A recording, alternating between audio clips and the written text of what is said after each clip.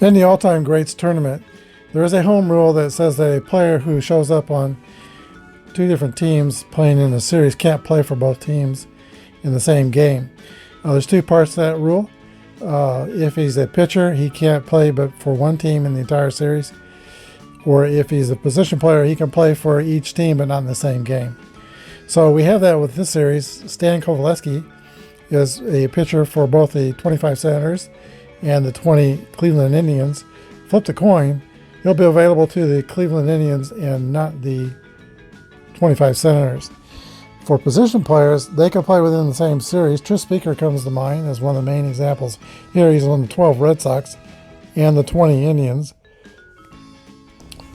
Tris Speaker can play for each team, but they flip a coin to see which day he can't play the same day for each team. There is an interesting character with Smokey Joe Wood, who was a pitcher with the 12 Red Sox and a backup outfielder for the Cleveland Indians.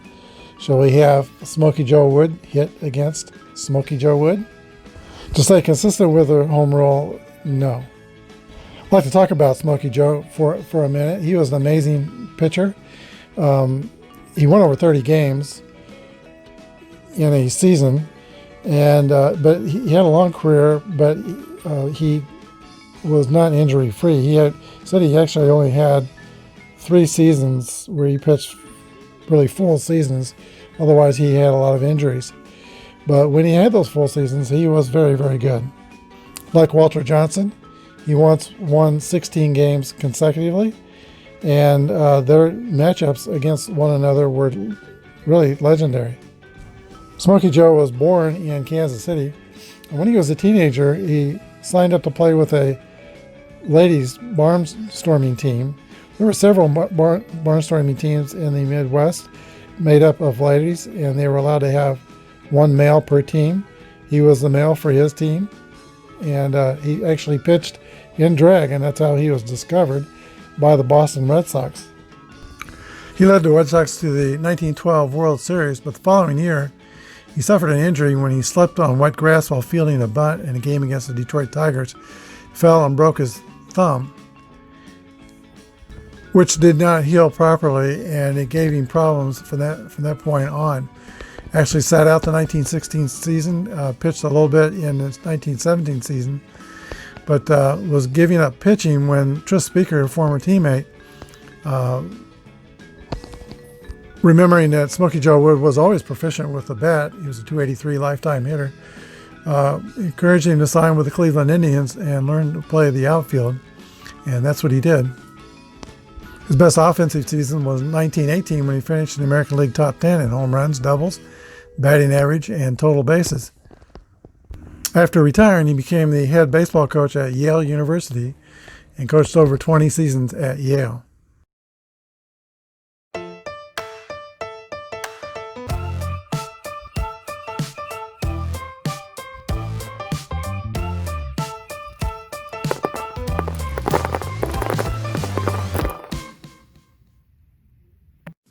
Hello everybody, this is Apba Brian with Apba Baseball Classics, bringing to you game number 132 of the All-Time Greats Tournament. And this is the first game of the series between the 1925 Washington Senators and the 1920 Cleveland Indians. This game will be played at League Park in Cleveland, and we have another long introduction, so we'll show you the starting lineups on the score sheet. You can hit pause and take a good look at this if you like. Let's play ball. Ray Caldwell is pitching for the Cleveland Indians. He's a grade B pitcher, Y and Z modifiers, 20 and 10 in 1920. Sam Rice steps into the box for the Senators. Here's the pitch to Sam Rice. 6-6 roll. That's a hit column roll for Rice. And he is fast. He's going to end up with a double.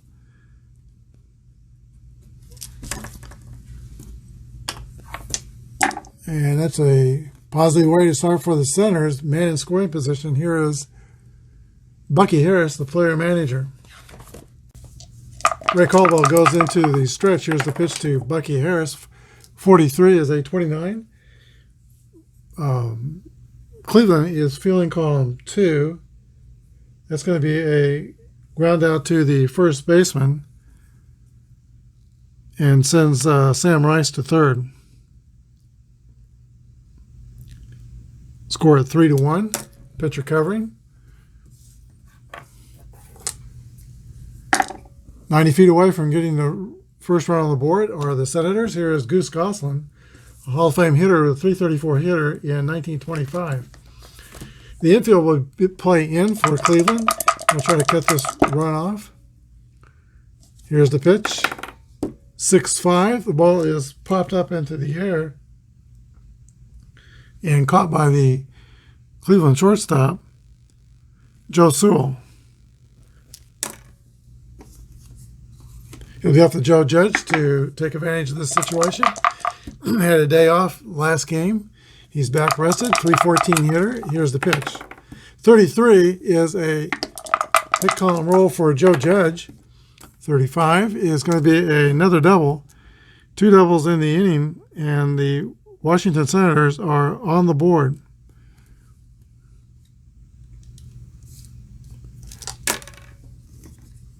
Takes us to Bobby Veach. Here's the pitch to Bobby Veach. 41 is a 24. Pop out to the shortstop, Joe Sewell. 3 outs, but the Senators score, and they lead 1-0 with the Indians coming to bat. Tom Zachary toes the rubber for the Washington Senators. He had a 3.85 earned run average. Grade C pitcher, no modifiers. His ERA is the same as Caldwell's. Caldwell was 3.86. Caldwell's a B pitcher, and Zachary's a C pitcher. Apba grades the pitchers within seasons, and they're kind of like graded on a curve. So that's how the difference in letters happens. There's a pitch to Joe Sewell. 24 is a swing and a miss for strike 3. 1 out for the Indians. Here is Joe Evans. Later became a doctor after his playing days. 62 is a 40. That's a foul ball for strike 1. 13's a walk. Joe Evans takes first. Fast runner. We're using basic Apba, but we are using master ratings for stealing. And he's E29, meaning they'll have to be before the 6th inning, 2 outs in the inning. It's one of the rules before he steals. Here is Tris Speaker coming to bat for the Indians. Speaker's 10 for 21 for the tournament. Here's the pitch to Speaker. 23 is 27. Washington's fielding column 1. That is going to be a ground ball to third base, the throw to second, and over to first. It's a 5-4-3 double play, ending the Indians first. We go to the top of the second. Washington 1 and Cleveland nothing.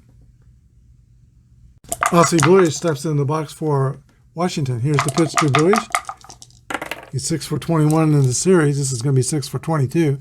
32 is a ground ball to second base, taken by the second baseman, Bill Wamsgans. Throw to first.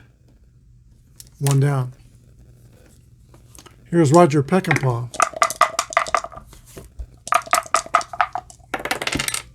26 is the roll. That's a fly ball to right field. Elmer Smith is under it, makes the catch. 2 up and 2 down for the Senators.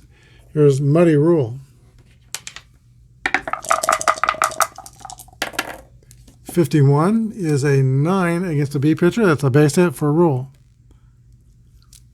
Average speed of first. Pitcher Tom Zachary. 6-2 will end the inning. That's going to be a call third strike. We go to the bottom of the second inning. Washington 1 and Cleveland nothing. Never know how these games go, but this could be a terrific series. Each team is 4-1 in the tournament. There's a pitch to Elmer Smith leading off the last of the second for Cleveland. 1-6 is a 28. Ground ball to the shortstop, Roger Peckinpah, 1 down.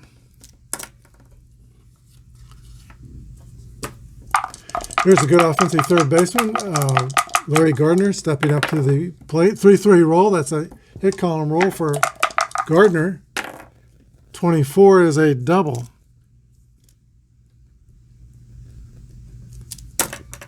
Third double in the game. 2 by Washington, and now 1 by Cleveland. He's in scoring position.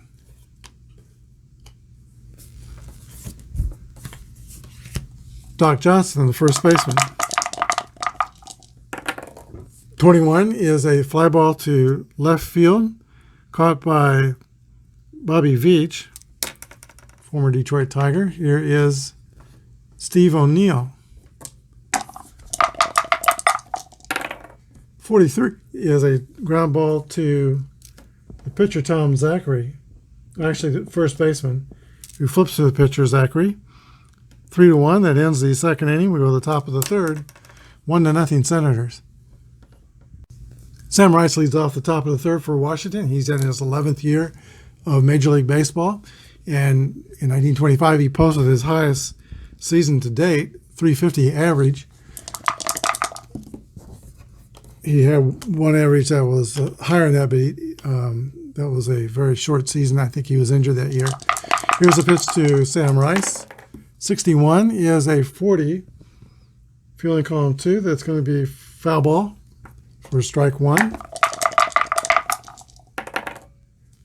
41 is a 28. That's a 2-hopper to Roger Peckinpah. Picks it up and throws to first. Rice is retired. That brings us to Bucky Harris.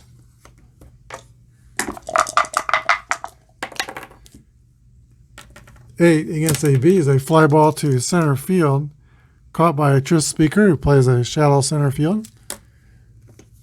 Here's Goose Gosselin.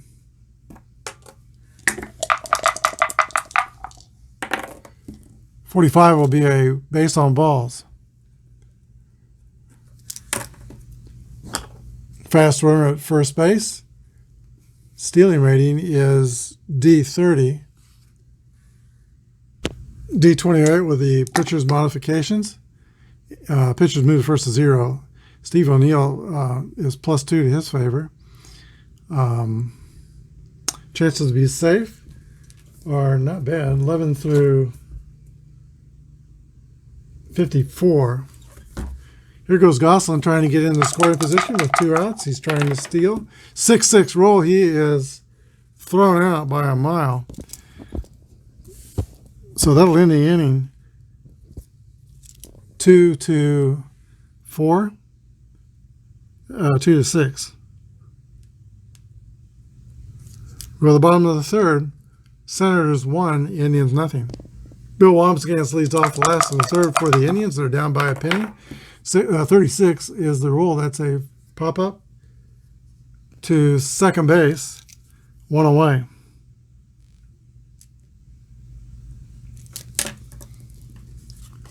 Here's the pitcher, Ray Caldwell. 41 is a ground ball to the shortstop. Roger Peckinpah's got it. Throws to first. 2 outs. Joe Sewell, a very tough man to strike out, will come to bat. Here's the pitch from Tom Zachary, 41. And that's a roller to the shortstop, Peckinpah, 6-3. 3 outs. This game moves to the 4th inning. It's 1-0 Senators. Joe Judge was up to bat when Goose Gosselin was caught stealing. He comes up to lead off the top of the 4th inning. Here's the pitch from Ray Caldwell. 3-3 roll. That's a hit column roll for Judge. And 32 is going to be a leadoff single. Those second column rolls are not always doubles or homers or triples. Sometimes they're a disappointing single. Here is Bobby Veach. Tight game. Veach is a .323 hitter. Here's the pitch to Veach. 51 is an 8 against a B. Ground ball to third base, taken by Larry Gardner. Throws to first while Judge goes to second. 1 away. Aussie Blue Age. 5-5 is an 8. That's going to be a ground out to the pitcher. Caldwell throws to first. Judge advances to third, but now there's 2 outs. And Roger Peckinpah, feature manager in the major leagues. 63 is a fly ball to center field. That'll end the top of the 4th. Washington 1 and Cleveland nothing. Tom Zachary returns to the mound to pitch the bottom of the 4th inning. So far, he's been touched for 1 hit and 1 walk. That's it by these powerful 20 Cleveland Indians. Here's Joe Evans leading off for Cleveland, 1-5. It's a base hit for Evans, a single. And if this was basic, he'd be stealing on the next pitch, but we're using master stealing in this game. He's an E29, so he can't really steal until there's a couple outs in the inning until the 6th inning. Here is Tris Speaker. He could hit and run always. Speaker's a 388 hitter. C's don't turn things into outs on that chart, so I think we might start the runner. Here's the pitch to Speaker. Runner is going. 23 is a 27. And that is going to be a ground out to third base. That gets Evans a second. Elmer Smith, and he comes up with a tying run in scoring position. There's the pitch from Zachary. 34 is a fly ball to center field. Caught by the Senators center fielder, Sam Rice. It's going to be up to Larry Gardner to get the run home. And the Senators did that in the 1st inning with 2 outs. Let's see if the Indians can match that feat. Here's the pitch to Gardner, 1-6. It's going to be a roller to the shortstop, taken by Joe Sewell. Throw to Roger Peckinpah will throw to first. 3 outs. We go to the top of the 5th inning. Still 1-0 Washington. All right, Muddy Ruel will start off the 5th inning for the Senators. The nickname Muddy, he should probably be a blues player. He is not. He's from St. Louis, and I think they're referring to the Muddy, Mississippi. Here's the pitch to Ruel. 52 is a 27. Fielding column 2. Ground ball to third base. 1 away. That result had an X on it, but Caldwell's strikeout modifier is a Y. It doesn't have an X. Here is the pitcher, Tom Zachary. 24 is a swing and a miss for strike 3. 2 outs.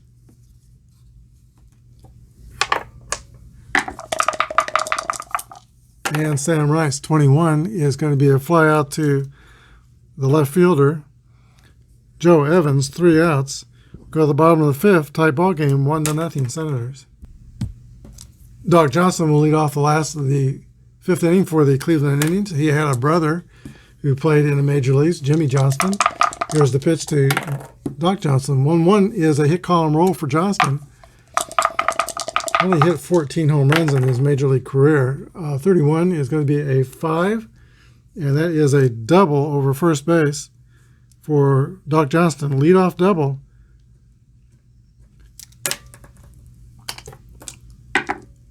Here is Steve O'Neill. 321 hitter in 1920. He'll swing away. Here's the pitch to Steve O'Neill. 32 is a 26. Ground ball to second base. He'll move the runner to the third. 90 feet away from tying the game. 1 out. Here is Bill Wamsgans.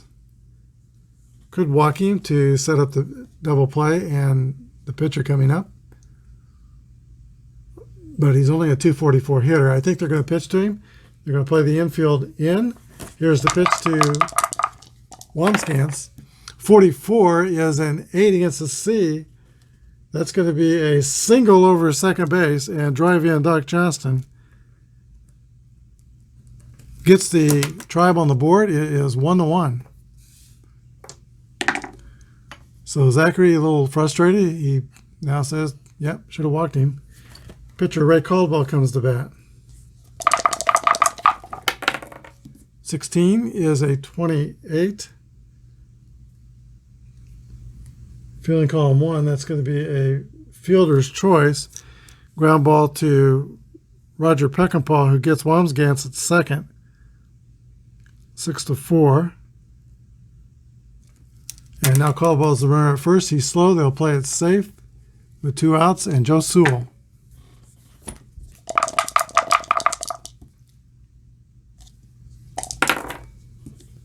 .52 is a 27. That's going to be a ground ball to third base, 5-3. That ends the inning. But the Indians tie the score at 1. We go to the top of the 6th. Washington Senators won. The Cleveland Indians won. Player manager Bucky Harris strolls to the plate. It's a brand new ball game. Tied 1-1. Here's the pitch from Ray Caldwell. 21 is a fly ball to right field. Elmer Smith is under it and makes the catch. Here's Goose Gosselin. 0-for-1 and walked. 64 is the 40. That's a foul ball. 21 is a fly ball to Elmer Smith and right. 2 outs. Joe Judge. 20 is a ball hit to the second baseman, and Bill Wamsgans fumbles it. That's an error. Judge goes to first, average speed. There's 2 down. A15. A means he's liable to go anytime, but 15 is liable to not be very successful.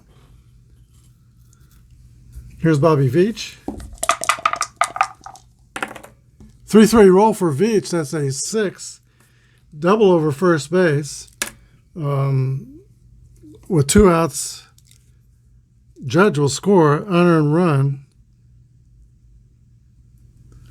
It's 2-1 Washington. Aussie Bluish. Veach drives in a go-ahead run. He's a good hitter. He mentioned he played with the Detroit Tigers in 1919. He finished second to teammate Ty Cobb in the batting race when he hit .355. Aussie Bluish will try to add to the Senators' lead. There's 2 outs. Here's the pitch from Caldwell. 2-2 roll. That's a 7, and that is going to be a single to right field, and that's going to score Veach to give the Senators a 2-1 advantage. Both these runs are unearned. 3-1 Washington. Here's Roger Peckinpah. 46 is a ground ball to third base. Goes a short way to second for the third out. 5-4. But the Washington Senators put 2 on the board in the top of the 6th to take a 3-1 lead. Tom Zachary will have to deal with Doc Evans, Tris Speaker, and Elmer Smith in the bottom of the 6th inning. Here's a pitch to Evans. 31 is a base hit for Evans. Fast runner, E29 stealing. The E means after 6th inning, I think he can go at any time, as long as they're either down by 1 or up by 4, down by 2. So I guess he can't go. They could hit and run. But here's Speaker. They did that last time. He's going to swing away this time. Here's the pitch to Speaker is a 65. 35 is a foul out to the catcher. Money rule. 1 down. And Tom Zachary has kept the shackles on Tris Speaker in today's game. Here is Elmer Smith. 23 is a 26. That will be a 4-6 fielder's choice, retiring Evans at second. Now Smith's the runner at first. 2 outs. Larry Gardner. 65 is a foul out to the catcher. That's the end of the 6th inning. Indians don't score. Washington 3, Cleveland 1.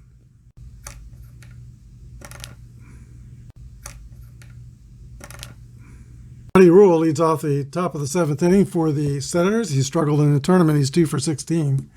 Ray Caldwell's in his point of weakness inning. Any 3 bad things happen to it, his grade will go down to a C.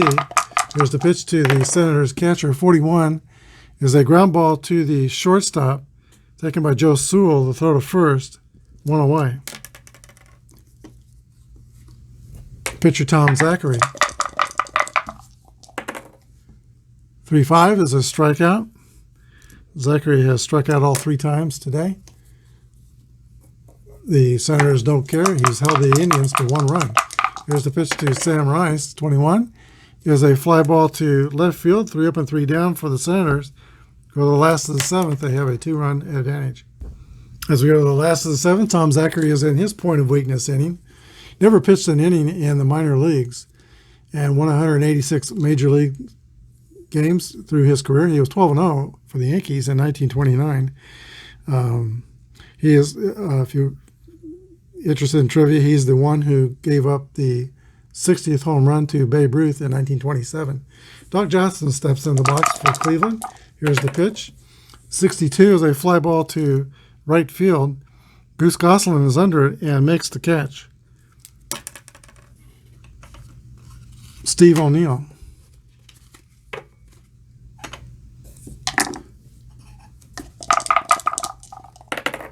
32 is a ground ball to the second baseman. 2 up and 2 down for the Indians. Here's Bill Wambsgans. 41 is a roller to the shortstop, Roger Peckinpah. Picks it up and throws to first. And the Indians are retired in the 7th. We go to the top of the 8th. It is 3-1, and Cleveland is hoping that the next time to the order is a productive time because they're down by 2. Bucky Harris leads off the 8th for the Senators. Here's the pitch, 1-1 roll. That's a hit column roll.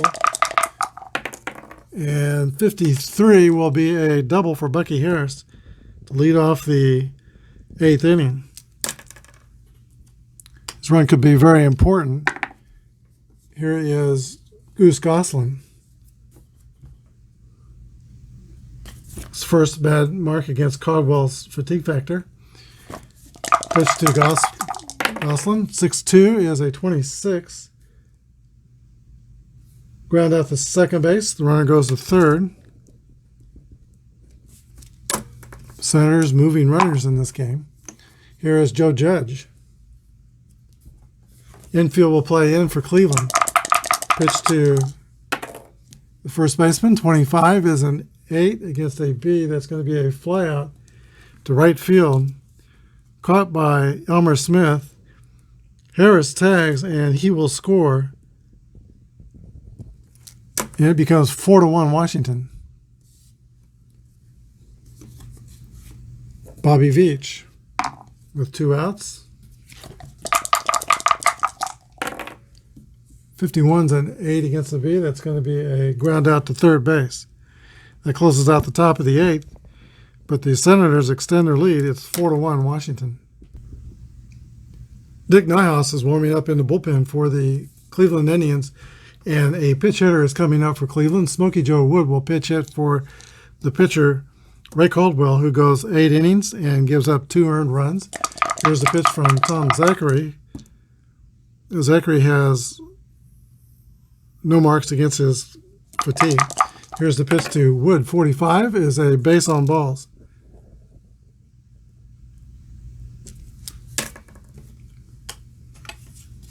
Here's Joe Sewell. The Indians are 3 runs down. They've only got 6 outs. Here's the pitch to Joe Sewell.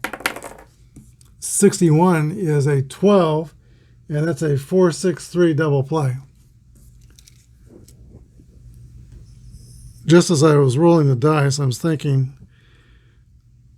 Joe Sewell never strikes out. Maybe I should hit and run. I didn't do it, and it's 2 outs. Here is Joe Evans. Base is clear.